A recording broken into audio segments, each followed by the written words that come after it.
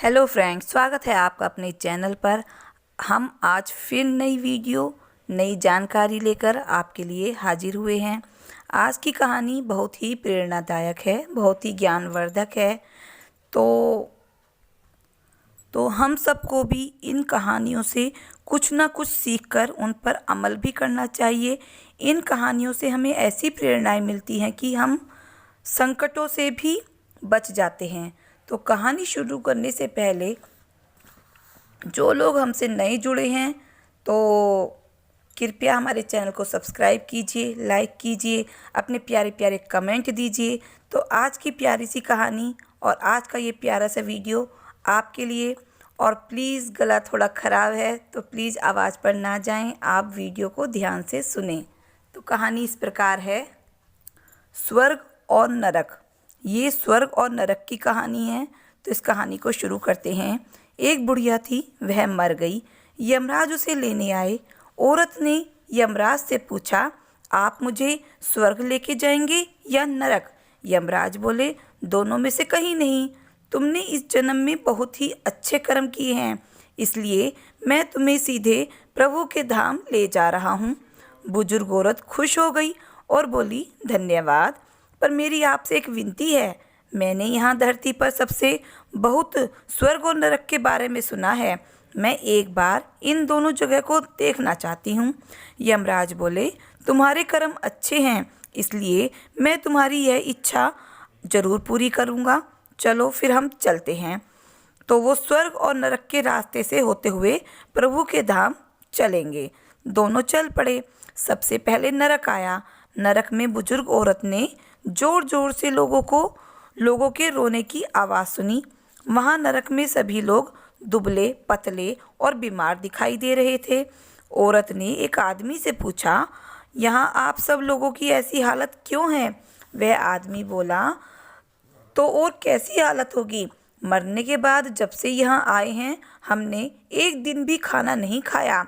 भूख से हमारी आत्माएं तड़प रही हैं। बुजुर्ग औरत की नज़र एक विशाल पतीले पर पड़ी, जो कि लोगों के कद से करीब 300 फुट ऊंचा होगा। उस पतीले के ऊपर एक विशाल चम्मच लटका हुआ था।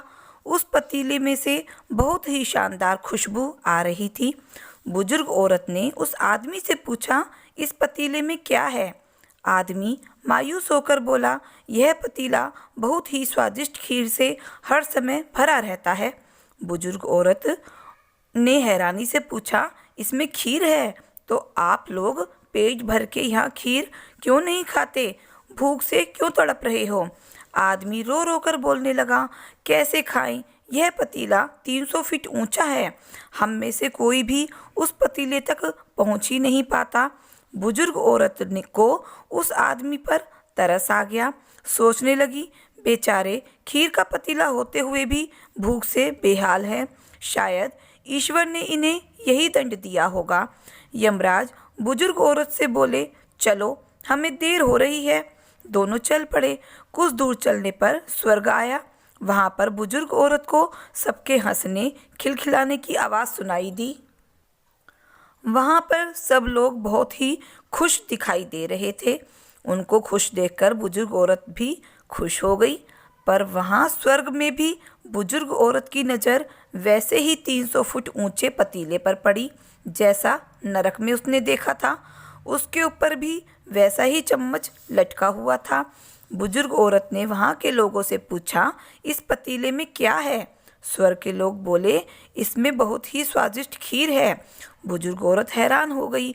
उनसे बोली, पर यह पतीला तो 300 फीट ऊंचा है। आप लोग तो इस तक पहुंच ही नहीं पाते होंगे, तो आप लोगों को खाना मिलता ही नहीं होगा। आप लोग भूख से बेहाल होंगे।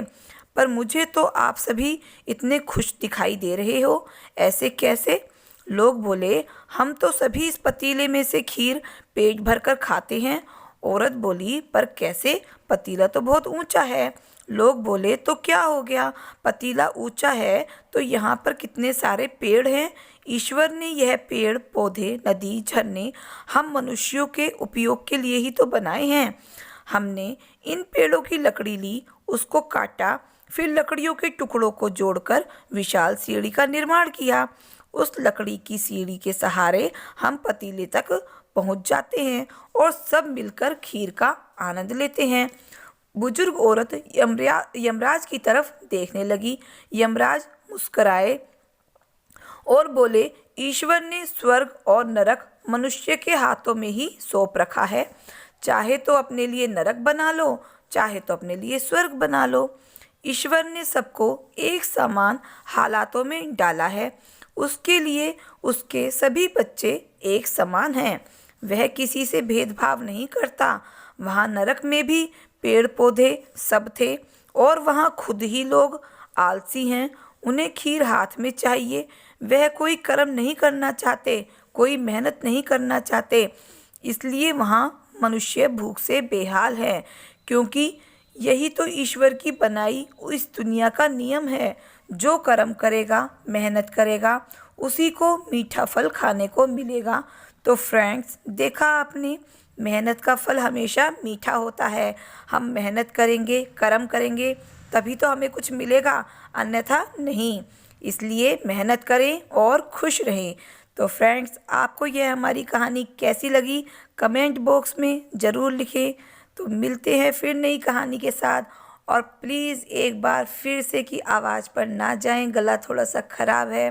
बहुत दिन बाद मैं वीडियो लेकर आई हूँ, तो प्लीज़ प्लीज़ अपना सपोर्ट दें, वीडियो को लाइक करें। धन्यवाद।